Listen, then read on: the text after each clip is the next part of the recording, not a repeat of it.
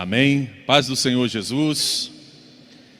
Como é bom estarmos aqui novamente para continuar falando a respeito das coisas de Deus nesse primeiro fórum regional de educadores cristãos.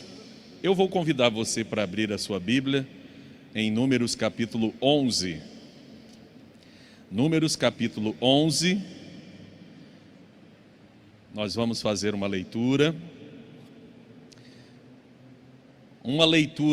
alternada com participação de vocês. Quando vocês estão em classe, vocês pedem a participação dos alunos. E hoje nós estamos aqui também em classe, eu vou pedir a participação de vocês, tá bom? Números capítulo 11, versículos 16 a 30. Então eu leio o versículo 16 e vocês leem o 17, todos juntos.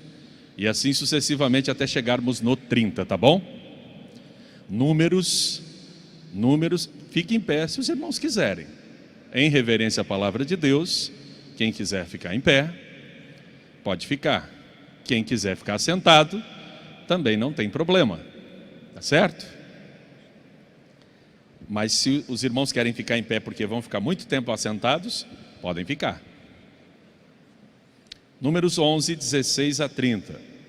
E disse o Senhor a Moisés: ajunta-me 70 homens dos anciãos de Israel, de quem sabes que são anciãos do povo e seus oficiais. E os trarás perante a tenda da congregação, e ali se porão contigo.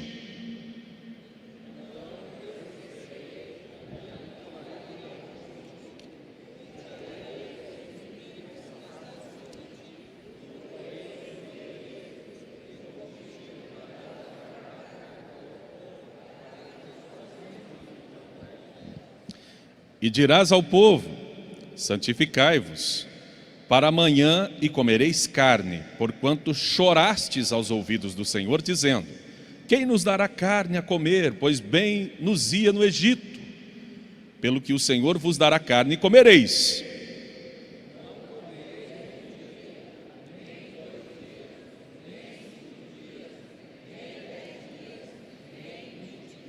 Mas um mês inteiro, até vos sair pelos narizes, até que vos enfastieis dela, porquanto rejeitastes ao Senhor que está no meio de vós, e chorastes diante dele, dizendo: por que saímos do Egito?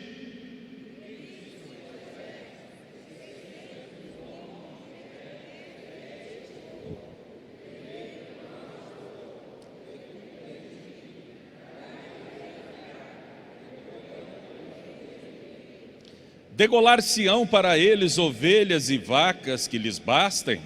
Ou ajuntar-se-ão para eles todos os peixes do mar que lhes bastem?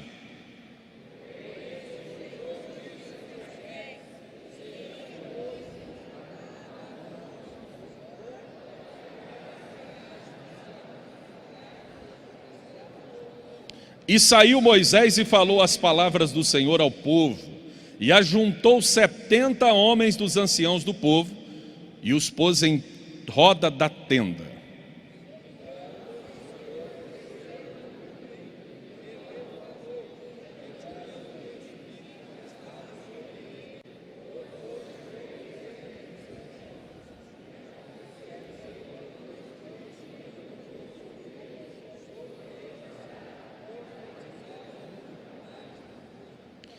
Porém no arraial ficaram 2 homens, o nome de um era Eudade e o nome do outro Medade.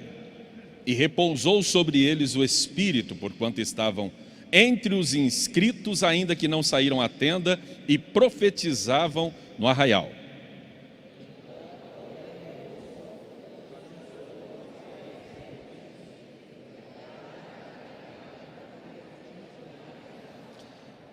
E Josué, filho de Num, servidor de Moisés, um dos seus jovens escolhidos, respondeu e disse: Senhor meu, Moisés, proíbe-lhe.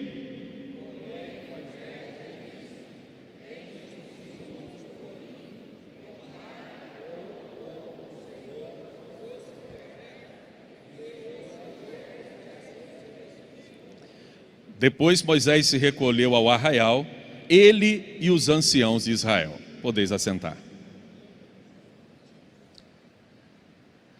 A fonte é funda e o meu balde é bem curtinho e a corda também. Se eu tivesse balde com alcance, né, com suficiente capacidade para retirar essa água aqui, ia sair muita coisa boa hoje aqui. É que o meu balde é curtinho e a corda também, mas isso aqui é uma coisa maravilhosa. Primeiro, porque é a palavra de Deus, isso já basta. Segundo, porque esse texto é o que nós podemos chamar, anota aí na tua página de anotação, porque aqui não está escrito não, proto-pentecostalismo.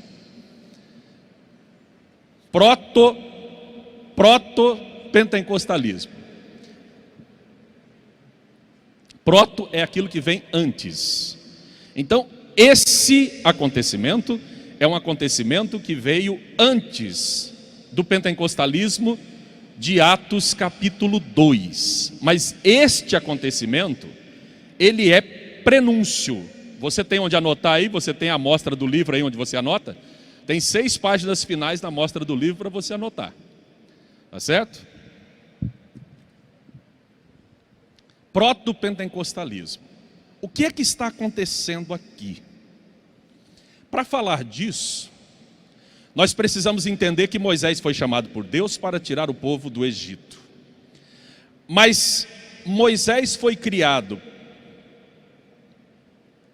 como se fosse neto de Faraó, porque ele foi adotado pela filha de Faraó. Tudo isso você já sabe. Por que que Moisés foi colocado na água? Começa por aí. Moisés foi colocado na água porque o rio Nilo é uma divindade no Egito. Então, como Moisés foi colocado na água, a ideia é que a divindade do Nilo deu um presente aos egípcios. Aquele menino sai do rio. Então é um presente dos deuses dado aos egípcios. Então Moisés é tido em alta conta, Moisés é preservado, mesmo sendo visto a sua aparência, que ele era um hebreu, mas ele é preservado. E Miriam, a sua irmã, que já estava ali, devidamente instruída pela mamãe Joquebede, ela oferece uma ama de leite para cuidar de Moisés. Ou seja, não é à toa que judeu é rico, é inteligente. Judeu é um povo inteligente. Veja bem, a mãe não só enganou o império egípcio, como ainda ganhou dinheiro para dar de mamar para o próprio filho e criar ele segundo a fé hebreia.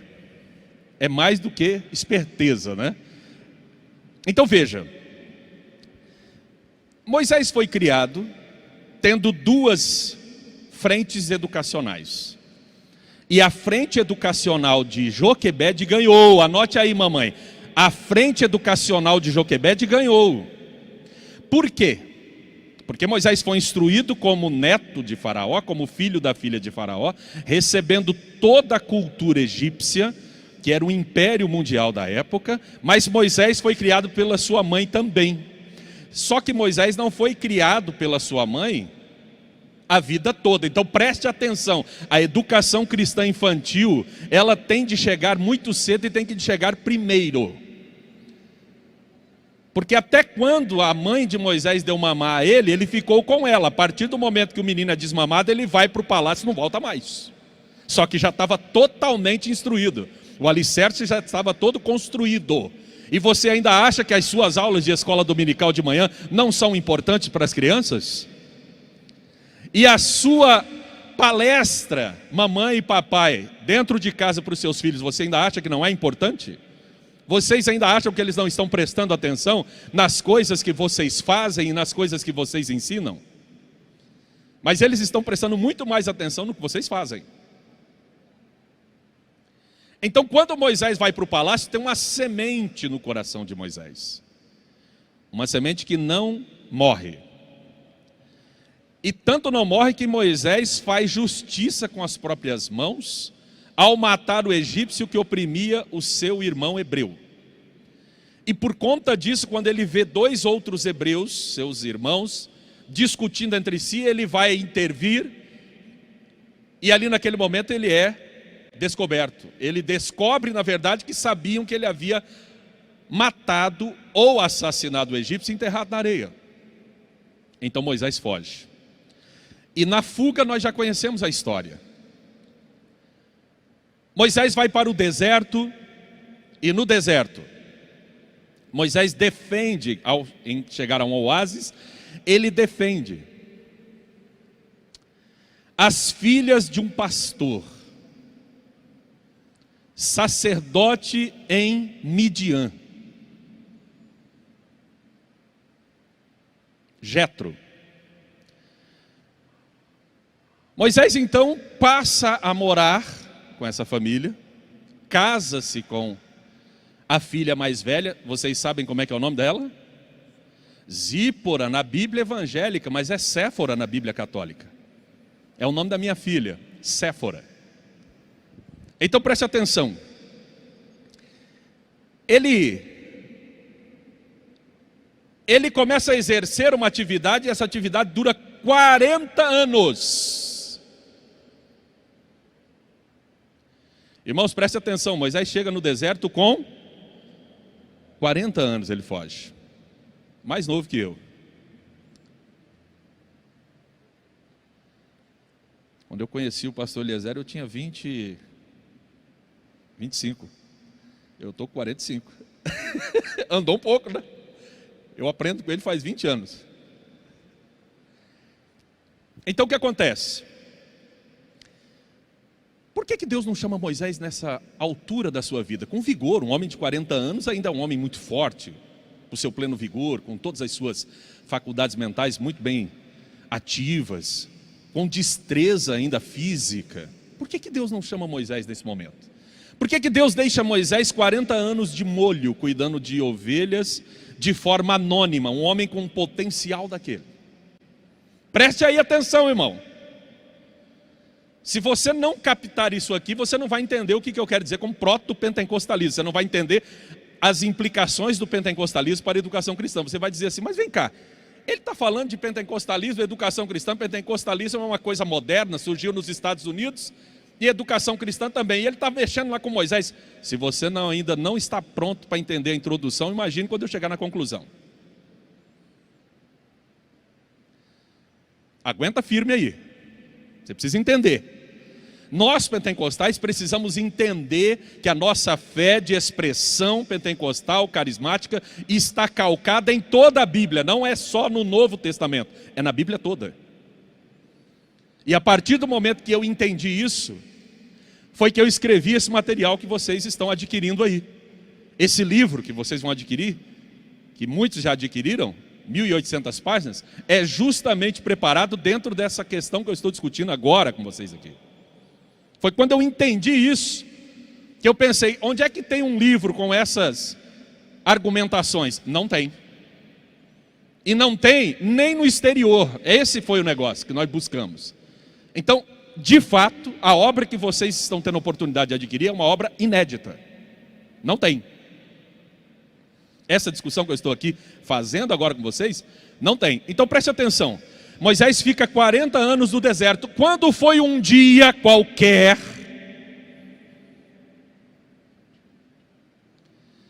ele está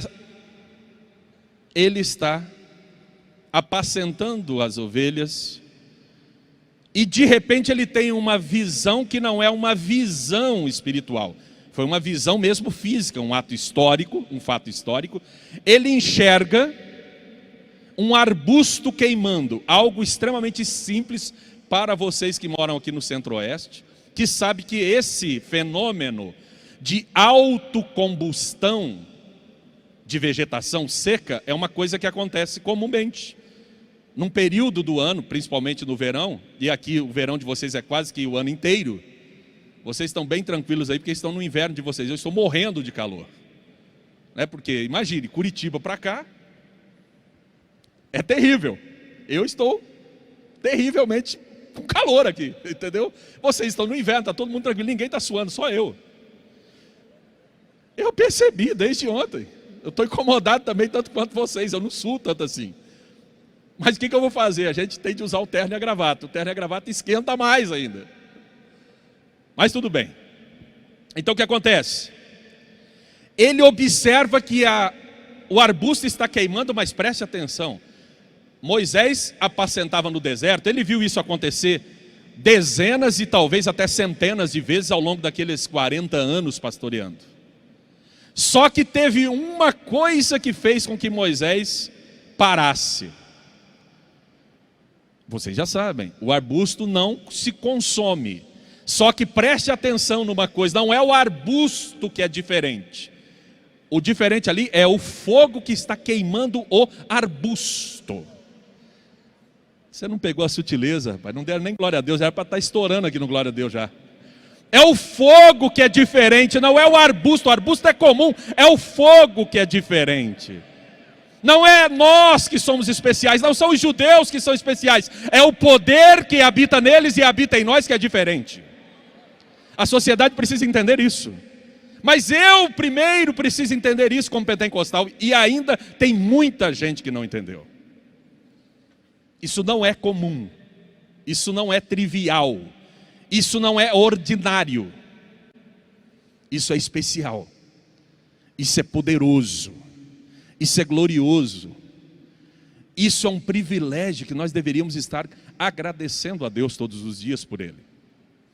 Então Moisés percebe que aquele fogo é diferente, e ele vai chegando, e quando ele vai chegando, ele é advertido. Ele tem que tirar a sandália dos pés, porque o lugar onde ele está. Aí ele diz, mas como que aqui pode ser santo se eu passo direto com as ovelhas aqui, com os rebanhos?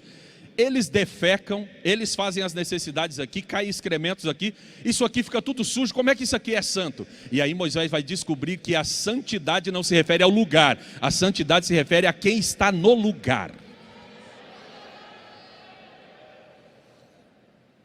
E aí, pastor Valmir, tem uma expressãozinha em itálico no nosso livro, que você vai descobrir ela do início ao fim, chamado presença.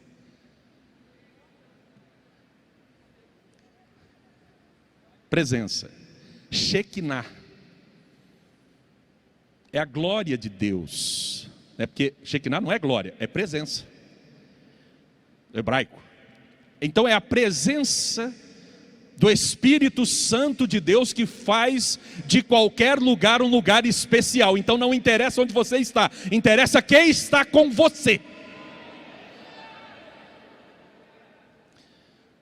Mas isso não é tudo. Salmo 90 é atribuído a quem? A quem que é atribuído? A autoria do Salmo 90? A Moisés. É ou não é? Então vamos lá para o Salmo 90 para a gente só ver uma coisinha. Eu quero mostrar uma coisinha para vocês. Uma sutileza. O balde é pequeno, a corda é curta, mas alguma coisa a gente tira de água.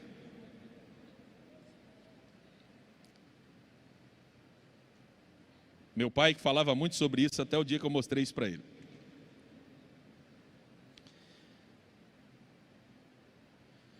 Versículo 10. O que é que diz versículo 10 do Salmo 90?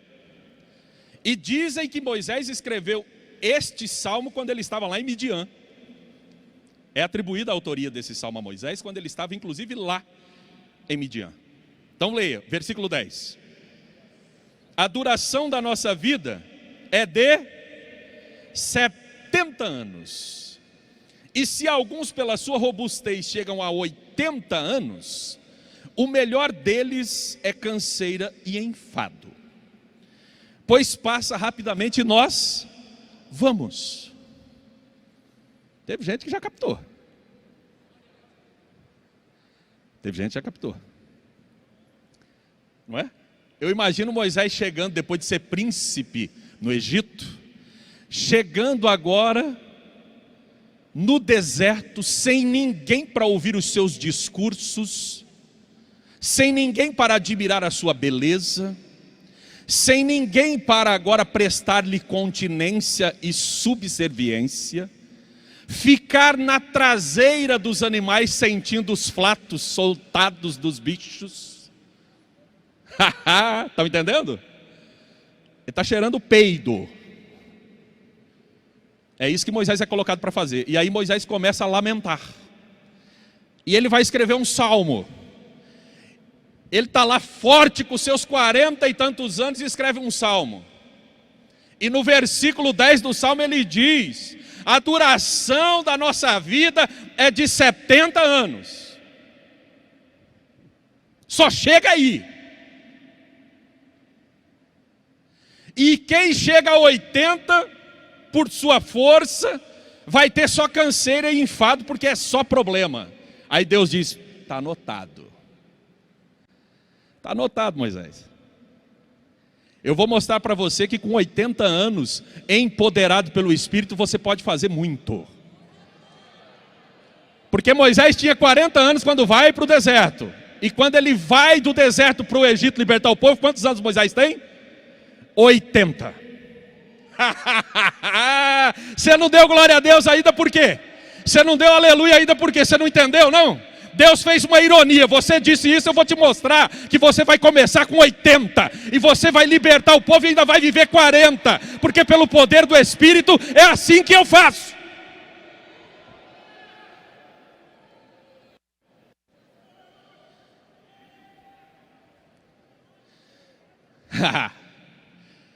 É que o povo não aguenta, viu, pastor Valmir?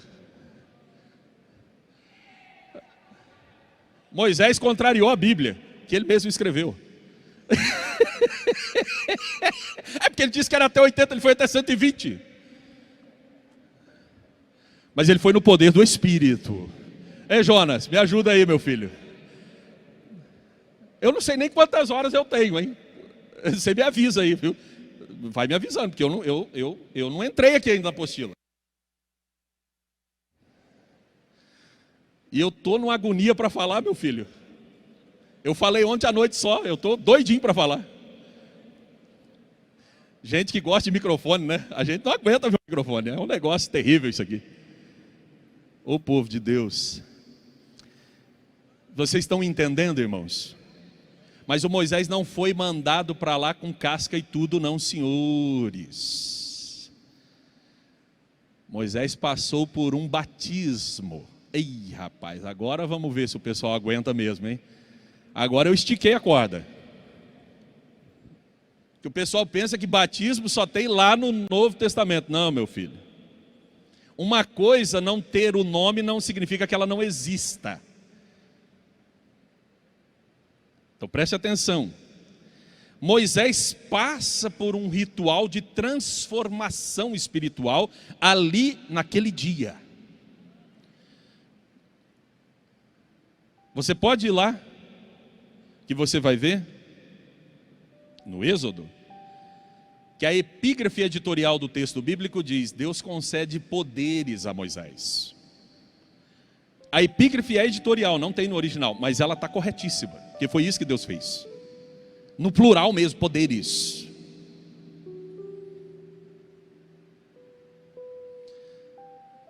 Moisés, solta o teu cajado no chão aí, Moisés. Vira uma cobra. A cobra persegue ele sai doido. Que negócio é esse?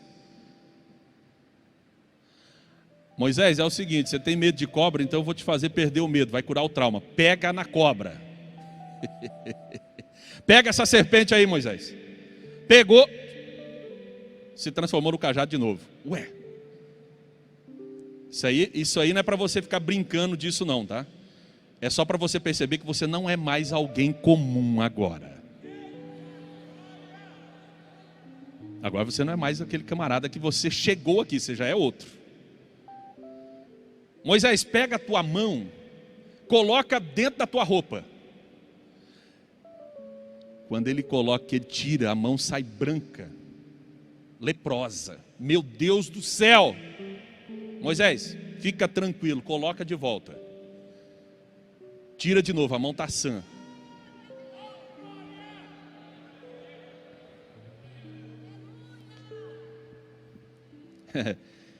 É que não dá, está entendendo? Não dá, não tem jeito. Mas eu tô só começando com vocês aqui sobre esse negócio de Deus, de pentecostalismo, para vocês sentirem como é que esse negócio acontece. O livro é nesse tom que eu estou falando com vocês aqui, vocês estão me entendendo ou não? É nesse tom aqui que eu estou falando com vocês. Vocês estão me entendendo? Conseguem entender? É simples, mas é bíblico. Mas é bíblico. Então veja. Miriam, quando eles atravessam o Mar Vermelho, o que acontece com Miriam? Miriam e as mulheres. Elas dançam, mas não é dança do ventre não, meu filho. Não é dança egípcia não, é dança no espírito. É a profetisa Miriam. Antes de existir o profetismo em Israel, existia profeta no Antigo Testamento. Deus falou que Abraão era profeta. Moisés é o maior profeta que existe em Israel, até hoje, é o paradigma dos profetas. Assim como Davi é o paradigma dos reis. Então, o profeta é quem? É quem fala em lugar de Deus para o povo. É quem, inspirado pelo Espírito Santo de Deus, fala em lugar de Deus. Em nome de Deus. Fala em lugar de Deus em que sentido? Deus usa a boca do profeta para falar. E a ideia que se tinha no Egito é que algumas pessoas, entre elas o faraó e os seus magos, é que poderiam realizar as coisas miraculosas. Que na verdade nós sabemos que eram práticas ocultistas, não é? A gente tem isso de maneira muito clara. E Moisés recebe um conselho de seu sogro para ajudar na administração do povo. Moisés recebe do seu sogro Jetro as características desses homens. E então ele pede ao povo que escolha, segundo aquelas características, os anciãos, os líderes que eles mesmos elegeram dentro das suas micro-realidades. E esses homens são trazidos. Só que esses homens não são trazidos só com capacidade administrativa, eles têm também. Maiorais de 10, maiorais de 50, maiorais de 100, maiorais de 1000. A capacidade administrativa, organizacional de cada um para administrar essa quantidade de pessoas. Mas mesmo assim, preste atenção, é isso que eu mostro nessa teologia sistemático-carismática, com a minha filha, do começo até o fim. O que acontece? Antes de eles iniciarem, porque esse texto aqui de Números 11... é o mesmo evento de Êxodo, quando é escolhido os anciãos, tá? Porque o texto não está em ordem cronológica. Está em ordem temática. Então por isso que tem aqui e tem lá, mas é o mesmo evento. Só que lá não conta o evento do empoderamento, aqui é que conta. Então preste atenção numa coisa. Antes deles iniciarem, porque eles estão reclamando aqui que não tem carne para comer. E Deus enviou as codornizes, não foi isso? É a mesma coisa que está acontecendo aqui. Não é a segunda vez, é a mesma vez. Então veja bem, só que antes deles começarem a fazer o trabalho deles, o texto de Êxodo não mostra, mas o texto de Números mostra. Eles são empoderados pelo Espírito Santo de Deus, preste atenção. E a revelação, o próprio pastor Antônio Gilberto ensina isso de maneira clara no seu livro A Bíblia através dos séculos, que eu li e reli e tresli várias e várias vezes. Ele diz, Deus não revela tudo de uma única vez para uma única pessoa, então preste atenção. Não há a revelação plena sobre a pessoa do Espírito Santo de Deus no Antigo Testamento. Ele está presente do início até o fim, mas não existe uma revelação plena no sentido teológico. Então não há linguagem teológica que dê conta do que aconteceu ali. Então se diz que o Espírito foi tirado de Moisés e colocado sobre eles. É uma linguagem bíblica, mas o que aconteceu aqui? Eu asseguro aos irmãos, pelos estudos de teologia bíblica, da moderna erudição carismática pentecostal pelo mundo. O que aconteceu aqui com esses homens foi batismo no Espírito Santo. Ah, mas vem cair Jesus. Querido, querida, olha bem. Na criação Jesus estava ou não? Não está lá o nome de Jesus, mas ele está. Não precisa estar o nome para a gente saber. E quem batizava desde sempre? É Jesus que batiza também. No Novo Testamento nós ficamos sabendo disso por João Batista. Mas Deus está fazendo isso lá no Antigo Testamento, do mesmo jeito. Isso é revelado no Novo, mas isso está acontecendo no Antigo também. Então esses 70 aqui profetizam só uma vez. Onde existe isso de profetização uma vez? E como é que eles sabiam que eles estavam profetizando? Porque eles estavam falando em línguas estranhas. Aqui. Tranquilamente. Mas preste atenção, existiam 2 brasileiros aqui. Eles atrasaram na agenda, não chegaram no horário. Então, aqui, os servos de Moisés descobriram que Moisés já sabia desde lá do evento da sarça. Moisés sabia que não é o lugar que é especial. O que é especial? É quem está no lugar.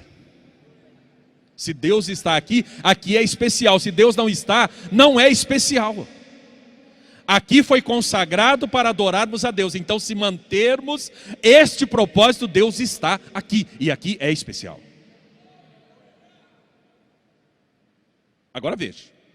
Preste atenção. Eles precisavam estar na tenda, no tabernáculo para receber, segundo o entendimento do pessoal. Eles atrasaram, estavam na lista, Eldade e Medade. Eles não tinham chegado ainda, eles estavam no arraial. Mas quando o Espírito veio de sobre Moisés, sobre os 68, também foi lá naquele lugar à distância e cobriu os 2. E aí o rapaz que observou falou, mas isso está errado. Só lá perto do tabernáculo é que eles tinham que receber. Eles estão aqui e receberam, como é que pode isso? Eles estão profetizando. E aí ele corre para falar isso. E o Josué, né, meio com ciúme assim. Moisés proíbe esses 2, porque ninguém pode falar mais do que o Senhor, ninguém pode falar línguas, ninguém pode profetizar. Que é isso, Josué? Você está com ciúme por mim, meu filho? Eu quero é que todo o povo do Senhor seja profeta. Onde é que isso acontece, irmão? Onde é que isso acontece? Joel capítulo 2, versículo 28 diz que nos últimos dias Deus derramaria do seu Espírito sobre toda a carne. Não só sobre os filhos e as filhas, ou seja, as pessoas nobres que estão dentro de casa, mas também sobre os escravos e escravas, ou servos e servas que não dormem dentro da casa, dormem na senzala, dorme lá fora, dorme lá no paiol, até sobre eles eu vou derramar meu Espírito. E tem mais uma, os velhos terão sonhos, não é sonho de barriga cheia, é sonho de projeto. Deus mostrou para Moisés que aos 80 ele tinha um projeto na vida de Moisés. Deus contrariou Moisés e o chamou com 80 anos, mostrando que tinha um projeto na vida dele. E os jovens terão visões, ou seja, terão maturidade. Visões, maturidade dada pelo Espírito de Deus. E o povo de Israel esperava ansioso esse dia, até que no dia de Pentecostes esse dia se cumpriu. Chegou, ou chegaram, os últimos dias. O apóstolo Pedro levanta-se naquele dia, diante dos incrédulos, porque tem muita gente incrédula, inclusive no meio pentecostal. Tem muita gente zombeteira, inclusive no meio pentecostal. Tem muita gente metidinha, inteligente no meio pentecostal, que acha que se lê meia dúzia de livros, ele já não crê mais na operação do Espírito Santo de Deus. Ele já começa a ficar cheio de coisa, cheio de dedo. Se dão glória a Deus, ele já fica incomodado. Se dão aleluia, ele se incomoda. Se fala língua estranha, ele quase cai endemoniado. Mas eu ainda creio que nós estamos na Assembleia de Deus. Eu entrei ali agora e vi quando nós tiramos a selfie. Assembleia de Deus. E a Assembleia de Deus nasceu no poder do Espírito Santo de Deus. A Assembleia de Deus nasceu debaixo da unção do Espírito Santo de Deus. Então ela precisa, ela deve, em nome da honra, em nome da história, em nome do legado, levar adiante essa chama do Espírito, que é o poder do Espírito Santo de Deus. Nem eu, nem você, nem ninguém tem direito de desconstruir essa característica da nossa igreja. Tem gente por aí dizendo, mas nós não temos teologia. A gente precisa absorver teologia com quem não acredita nas mesmas coisas que nós. E infelizmente, de fato, precisamos fazer uma meia-culpa. Nós temos alguma culpa nisso, porque não produzimos à altura do que essa nova geração quer e anseia. E eu digo aos irmãos sem nenhuma espécie de afetação ou falsa modéstia. Não seria eu a pessoa indicada para escrever um material desse volume junto com a minha filha. Não, senhores. Tem homens muito mais capacitados, gabaritados, melhores, mais experimentados, com muito mais anos de estrada do que nós. Mas por alguma razão não fizeram, não puderam, não tiveram tempo. E quando Deus assentou no nosso coração, no meio dessa pandemia, para fazer esse trabalho, eu confesso que eu tive medo. É algo medonho. Eu confesso que quando eu comecei a levantar as problemáticas, eu disse, como é que eu vou resolver tudo isso que eu estou levantando? Por isso que você compra teologia sistemática e você pega o capítulo de pneumatologia, tem quantas páginas? Quando tem. Teologia sistemática tradicional, quando tem um capítulo de pneumatologia, tem quantas páginas? 10, 20, 30 no máximo, no máximo. Tem teologia sistemática que não tem uma página. Nessa nossa aí você tem 950 páginas só de pneumatologia. Ou seja, metade do livro é pneumatologia pura, só. Porque o pessoal diz assim, mas o Antigo Testamento não fala do Espírito Santo, não fala pouco. É pouco que ele não fala.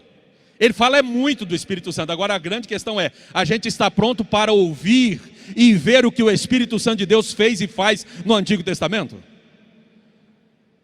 É o óculos que se coloca que faz com que a gente não enxergue ele lá no Antigo Testamento. Mas ele está lá. Os irmãos estão entendendo? Então veja bem, irmãos, o que acontece aqui em Números capítulo 11, não é nada mais, nada menos do que um proto-pentecostalismo, um pentecostalismo que acontece antes, um vislumbre, porque Moisés expressa aquilo ali, é um desejo de Moisés. Em Joel capítulo 2, versículo 28, Deus sela o desejo de Moisés, dizendo, eu vou derramar sobre todo mundo. E em Atos capítulo 2, o apóstolo Pedro levanta e diz, isso aqui não é bebida, porque é 9 horas da manhã, não deu tempo desse pessoal beber e já está bêbado. É só 9 horas, gente, pelo amor de Deus. Isso aqui é o que foi profetizado pelo profeta Joel. Diante dos zombadores, Pedro levanta e faz hermenêutica pentecostal.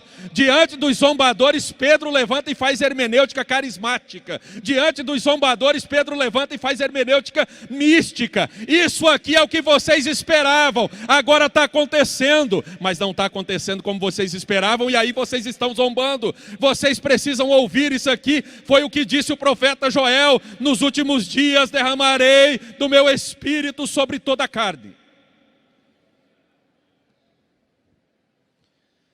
Então, primeira coisa que eu preciso que você anote aí, além do proto-pentecostalismo. Pare de dizer que o pentecostalismo nasceu em 1901, 1906. Faça uma distinção entre grupo sociológico religioso, ok. Como grupo sociológico religioso, o pentecostalismo tem nascedor em 1901 e 1906. Conforme alguém pensa, pegando os Estados Unidos da América como padrão. Porém, em 1898 e 99, já acontecia algo parecido aqui no nosso vizinho país do Chile. Numa igreja metodista. Já acontecia aqui. antes dos Estados Unidos. É descoberto que isso se deu também em países do continente africano, antes de 1901 e antes de 1906. Porém, o que aconteceu em 1901 e ficou entubado por 5 anos até estourar em 1906 com William Seymour, tomou esse vulto que nós temos. Mas não diga que o pentecostalismo nasceu só ali, ele nasce antes até, como grupo sociológico, ele toma vulto nos Estados Unidos e chega até nós. Só que nunca deixou de existir grupos carismáticos, porque é isso que eu começo falando, na apostila que vocês têm aí digital. As implicações do pentecostalismo para a educação cristã. Esse é o tema da minha palestra.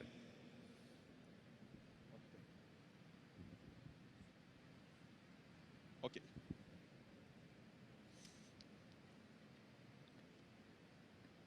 O que diz aí na primeira linha? Se você tem ele digital, você consegue ver. E tem, porque o pastor Valmir passou para vocês. A fé de expressão carismática. E aí eu queria dizer isso, até uns irmãos me procuraram ontem aqui, foi bom eles me procurar para tirar dúvida. Isso ajuda a gente, porque a gente pode ajudar, pode oferecer para os irmãos uma explicação. Então eu começo dizendo aí no texto, a fé de expressão carismática, derivada de carisma. Carisma é a tradução portuguesa para a expressão grega charis. Charis, presente, dom, graça. Certo? Carisma é a tradução em português para a palavra grega charis. Se escreve com CH em português, né? Se nós aportuguesarmos, C-H-A-R-I-S, charis, ou charis, né? Se você for falar assim como se escreve. É a tradução da palavra grega charis, dom, presente, graça. Então quando se fala em fé de expressão carismática, não está se falando em renovação carismática católica.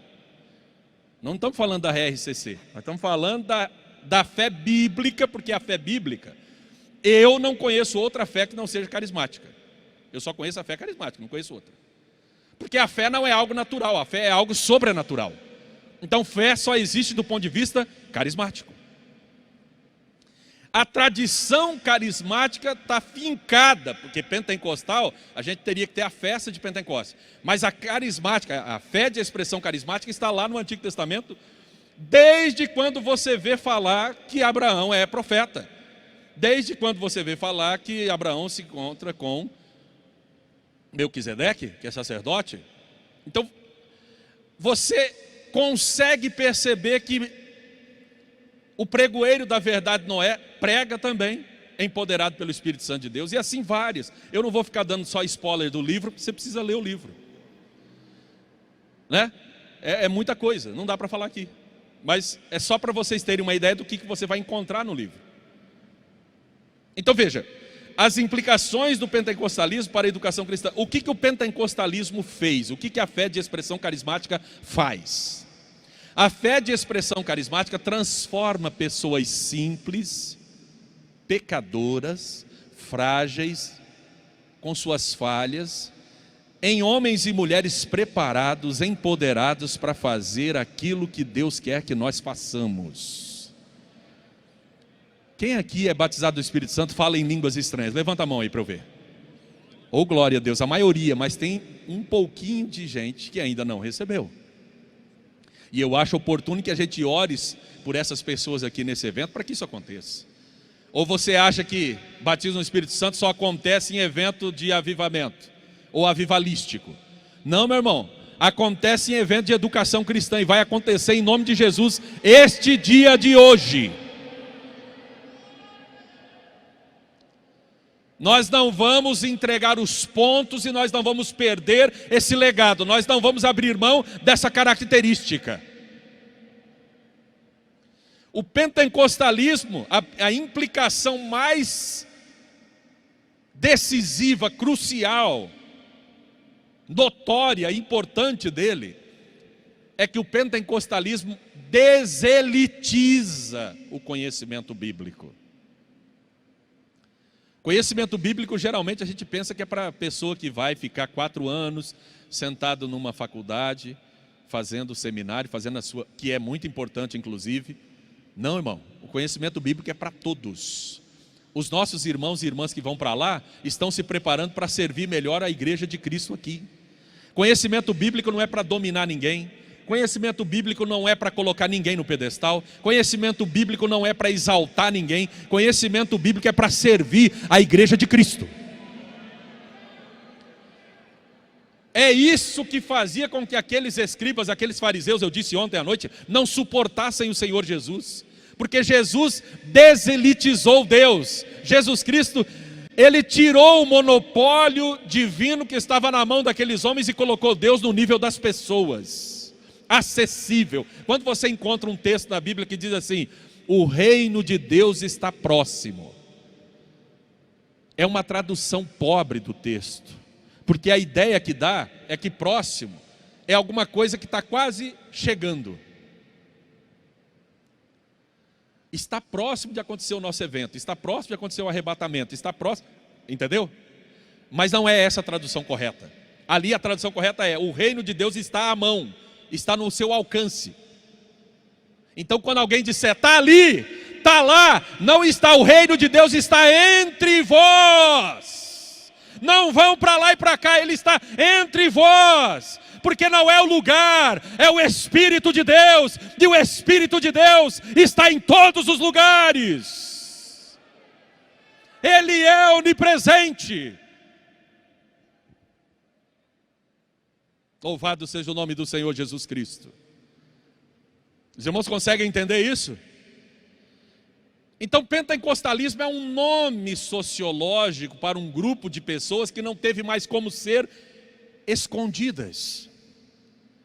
Mas nunca faltou, durante toda a trajetória dos 2000 anos de história cristã, grupos carismáticos, grupos que fossem identificados como pessoas que experimentam o poder do Espírito Santo de Deus.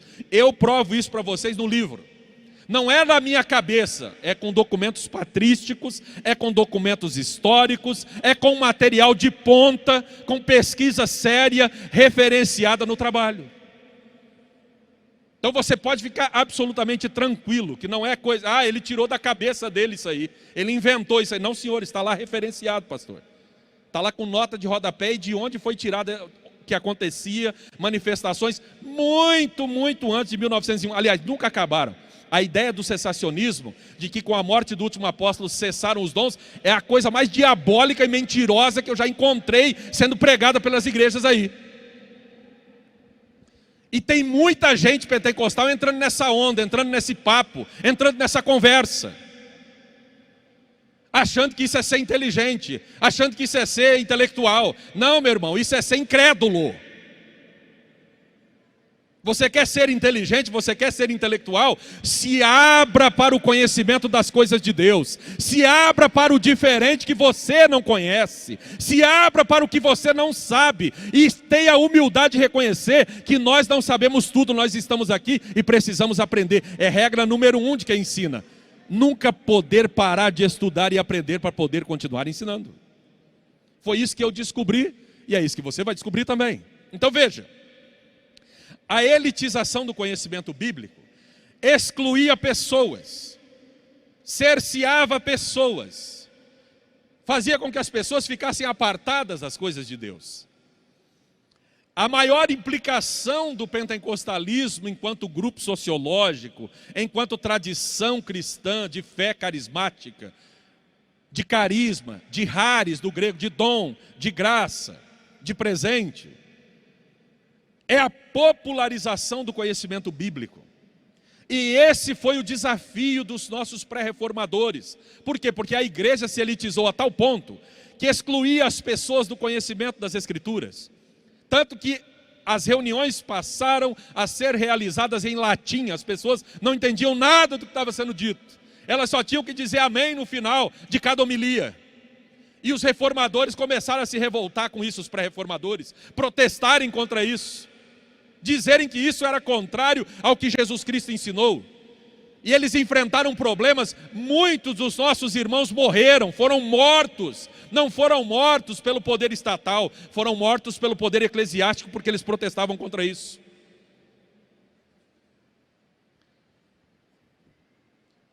Isso precedeu a reforma protestante.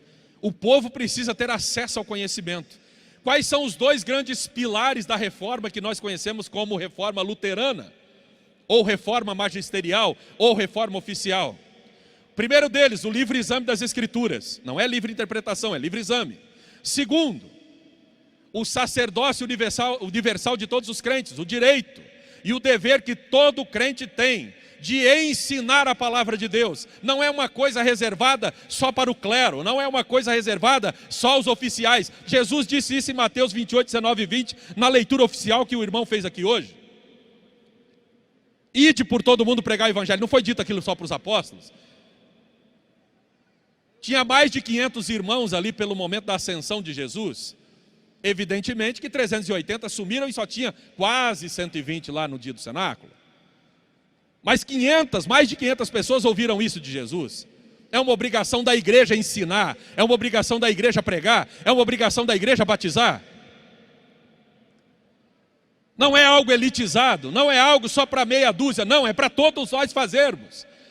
E a gente não pode fazer isso com a cara e a coragem. Por isso Jesus Cristo deixou o Espírito Santo de Deus para nos capacitar, para nos revestir, para que nós possamos fazer. E foi assim que a Assembleia de Deus cresceu nos primeiros 50 anos de sua implantação no Brasil. Em 1960 já havia em todos os estados brasileiros Assembleias de Deus. Ou seja, o que eles fizeram em 50 anos, nossos irmãos tradicionais não fizeram em mais de 100 anteriores. Por quê? Porque tem uma visão elitizada das coisas de Deus. E a visão do Daniel Berg Gunarvin não, é para todo mundo. E o Evangelho não é só uma mensagem, o Evangelho é completo.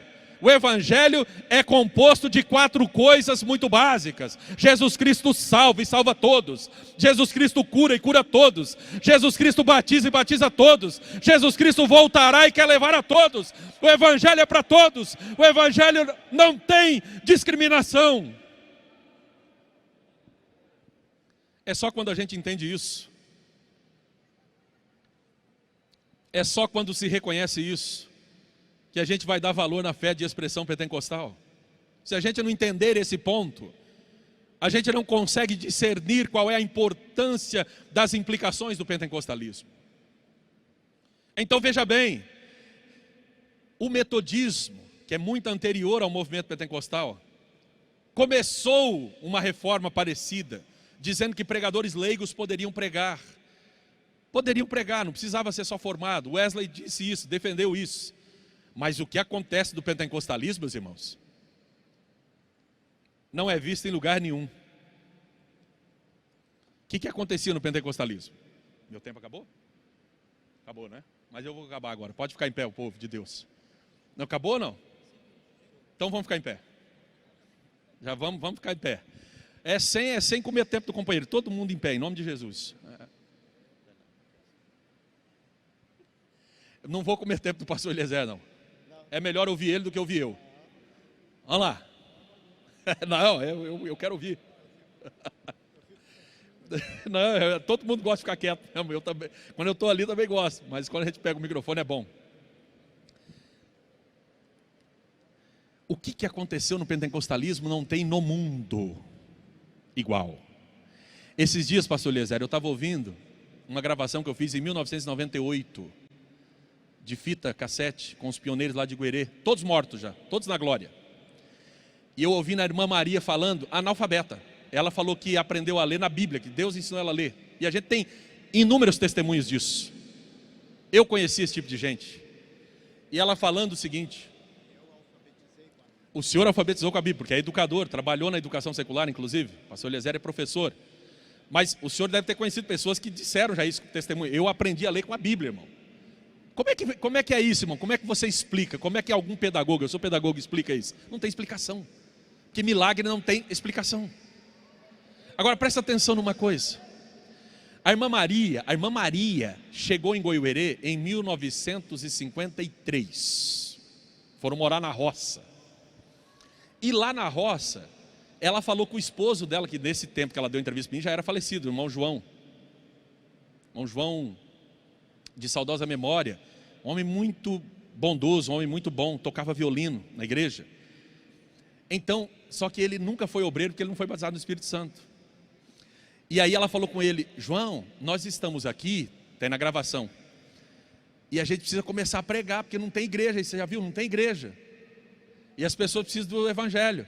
Aí o irmão João disse para ela, irmão João Ângelo: Maria, mas nós temos que esperar o presbítero, deve ter em alguma cidade por aí. Ela falou: o quê? Mas onde é que você leu na Bíblia que tem que esperar presbítero? Está na gravação, pastor. Eu não posso dizer que essa mulher é feminista. Essa mulher é uma mulher simples, mas ela é uma mulher cheia do Espírito Santo. Ela não tem nada de feminismo. Ela falou: mas vem cá, onde é que está escrito na Bíblia que a gente tinha que esperar presbítero? Está escrito na Bíblia ID, está lá, está na gravação, isso em 1998. Isso ela falando para o marido em 53.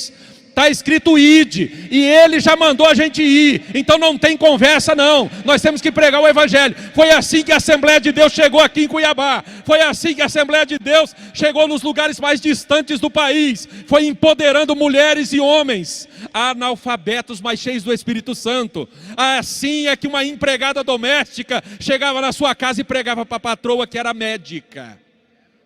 A patroa cheia da grana, mas com depressão, querendo se suicidar porque o marido tinha amante. E aí a empregada doméstica dizia: olha, eu não quero me meter não, na vida da patroa não, mas isso aí tem cura. Jesus Cristo entra nesse negócio aí, resolve isso aí rapidinho. Aí a patroa: como é que é esse negócio? Eu vou mostrar para a senhora vai lá na minha igreja, nós vamos orar, lá tem o presbítero, lá tem um homem de Deus. A mulher ia, orava, Jesus Cristo fazia a libertação, o marido vinha, se convertia, e assim a Assembleia de Deus chegou aqui, meu irmão. Você quer me perguntar qual é a implicação do pentecostalismo para a educação cristã? É só você olhar para o lado, olha para o lado aí, olha para trás aí, olha, estou falando para você olhar, olha para o teu irmão do lado aí, olha para o teu irmão para trás aí, olha esse templo bonito aqui. A implicação do pentecostalismo para a educação cristã é essa estrutura que a gente está vendo aqui. Eu não preciso dar nenhum outro argumento, o argumento está aqui. É o César Moisés, interior do Pé Vermelho, lá do Paraná, está aqui falando nesse lugar bonito, em nome de Jesus Cristo para vocês. A implicação do pentecostalismo é essa, porque em outra situação eu jamais estaria aqui. Eu não tenho sangue azul, eu não sou elite, eu não poderia estar aqui jamais. Então você quer ter uma resposta decisiva? A resposta decisiva é você mesmo. A resposta decisiva é você mesma. A resposta decisiva é a sua família. Se você e eu estamos aqui, é porque o pentecostalismo popularizou essa fé, colocou acessível, colocou para nós, colocou para todos experimentarem na sociedade esse poder. Levante a sua mão comigo e vamos orar, porque esse dia tem que ser coroado com batismos do Espírito Santo, com curas divinas, com profecias, com revelações, com renovações. Esse dia tem que ser coroado de muita unção, de muita graça, de muito poder, de muito louvor, de muito glória a Deus, de muito aleluia, de muita profecia, porque o Espírito de Deus está aqui. Eu creio na ação do Espírito Santo de Deus no evento dessa natureza. Não existe evento, existe somente uma presença. Não existe lugar, existe uma presença, e essa presença está aqui. É a presença do Espírito Santo de Deus. Glorifique o nome do Senhor Jesus Cristo. Glorifique o nome do Senhor Jesus Cristo. Glorifique o nome do Senhor Jesus Cristo. Essa presença está aqui nesta manhã. Essa presença está aqui nesta manhã. Essa presença trouxe a Assembleia de Deus até aqui. Nós não dependemos de qualquer outra coisa a não ser do poder do Espírito. Nós não dependemos de qualquer outra coisa a não ser do empoderamento do Espírito. Nós não dependemos de qualquer outra coisa a não ser da terceira pessoa da Trindade que está nesta manhã conosco, em nome de Jesus Cristo. Grande Deus, eterno Pai, nós te agradecemos, nós te louvamos, nós te glorificamos, nós te adoramos, nós te bendizemos, Senhor, porque estamos na tua presença, estamos diante do Senhor, cremos na tua operação, cremos, Senhor, na tua ação, cremos, Senhor, que o Senhor está conosco e que o Senhor já está neste momento agindo nos nossos corações, mexendo com as nossas vidas, tirando-nos do comodismo, fazendo com que nos despertemos e realizemos aquilo que sempre fomos chamados a realizar, que é a tua obra, que é a tua obra, que é a tua obra, que é levar o Evangelho, que é pregar a tua palavra, que é ensinar a verdade, que é ensinar a mensagem, que é ensinar a Bíblia. Senhor, nos empodera, Senhor, nos renova, Senhor, nos reveste, Senhor, nos enche, nos ajuda para que possamos fazer. Não vamos confiar em nada a não ser no poder glorioso, maravilhoso, poderoso do teu Espírito Santo.